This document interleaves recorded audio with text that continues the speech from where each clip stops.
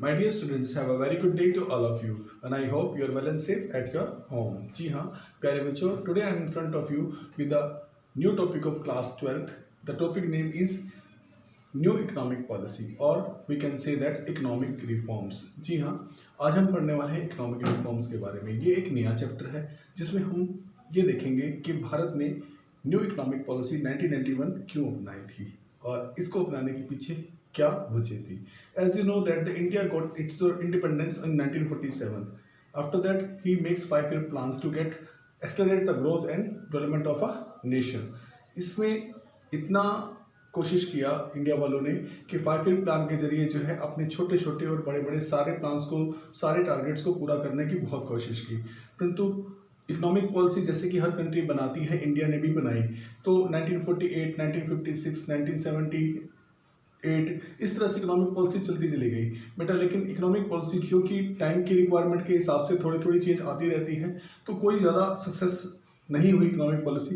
लेकिन लास्ट में इंडिया की अपनी ज़रूरतों की वजह से या बहुत ज़्यादा जो है नीड की वजह से हमें एक नई इकोनॉमिक पॉलिसी निकालनी पड़ी, अपनानी पड़ी। वो थी हमारे पास NEP 1991। जी हाँ, जितने इंडिया को इकोनॉमिक रिफॉर्म्स की ज़रूरत थी उन सभी रिफॉर्म्स के हल जो है वो इस नई पॉलिसी के अंदर था। तो आज हम पढ़ने वाले हैं इकोनॉमिक रिफॉर्म्स या फिर न्यू इकोनॉमिक पॉलिसी के बारे में है। क्या है न्यू इकोनॉमिक पॉलिसी या फिर इकोनॉमिक रिफॉर्म्स?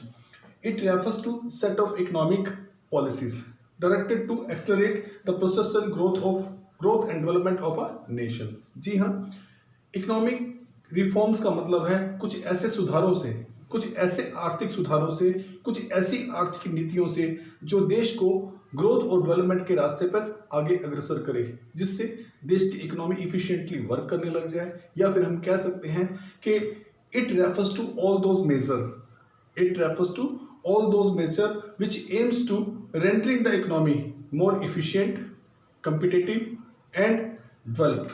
जी हाँ, एक इकोनॉमिक रिफॉर्म से एक नई पॉलिसी एक ऐसी पॉलिसी है, मतलब इकोनॉमिक रिफॉर्म्स एक ऐसे उपाय हैं जिसकी वजह से एक इकोनॉमी जो है बहुत ज़्यादा कम्पिटिटिव, बहुत ज़्यादा इफिशिएंट, बहुत ज़्यादा कुशल, बहुत ज़्यादा विकसित बन सकती है। और इस इकोनॉमी के जो मेन 3 पोर्शन थे वो थे L, P और G. L means liberalization, P means privatization and G means globalization. जी हाँ, इस इकोनॉमिक पॉलिसी के 3 मेजर कंपोनेंट थे, 3 प्रिंसिपल एलिमेंट थे जिनकी वजह से ये पॉलिसी बहुत सक्सेस हुई। और हमारा इस पॉलिसी को अपनाने के पीछे क्या कारण थे? What are the major requirement, what are the major reason behind to adopt this policy? जो इस पॉलिसी को अपनाने से संबंधित हमारे जो मेन मकसद थे या मेन कारण थे, उसमें पहला कारण था कि हम अपनी इकोनॉमी का ग्रोथ और डेवलपमेंट करना चाहते थे।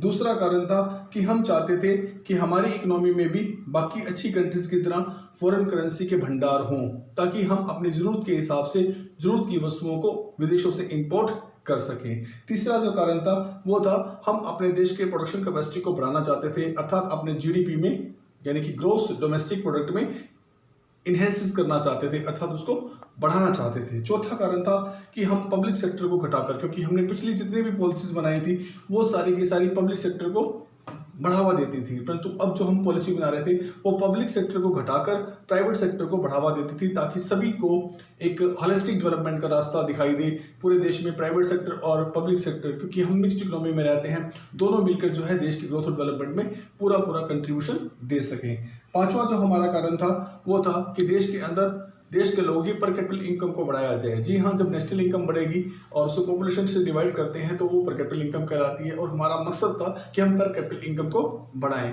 इन्हीं कारणों से मेरे बच्चों जो है हमें इकोनॉमिक रिफॉर्म्स लाने की ज़रूरत थी या फिर न्यू इकोनॉमिक पॉलिसी बनाने की ज़रूरत थी। इकोनॉमिक रिफॉर्म्स और न्यू इकोनॉमिक पॉलिसी 1991 एक ही बात है। थैंक यू वेरी मच बच्चों।